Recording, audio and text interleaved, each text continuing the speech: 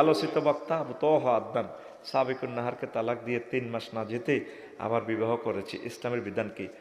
তালাকের মাসআলা পূর্ণ না জেনে বলা যাবে না। যদি তিনি 2 তালাক দেয়, আরো তো একটা কম আছে, আছে না? তো এই কারণে হয়তো সিস্টেম করে হাঁক একটা রাখি দিছে, সিস্টেম করে বিবাহ পড়ে ফেলেছে।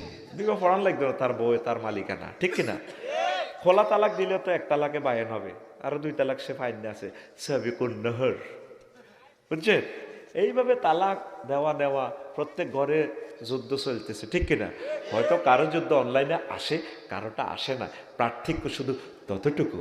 হয়তো সাবিকুন নাহার যদি বলে, ভাইয়া আপনার যে বান্ধবীটা আসিল ক্লাসমেট না বিমান বালা, একসাথে আমরা 2 বোন মিলে ঘর সংসার করবো, চলুক বিয়ে, চলুক বিয়ে, চলুক 1 2 3 4। তাহলে আমি আর হাবিব ভাই ইন্দোনেশিয়া শরীফে কি করব? বিবাহ করব। মাল তো কামাইতেছে ভাই, মালেরই কিরবার।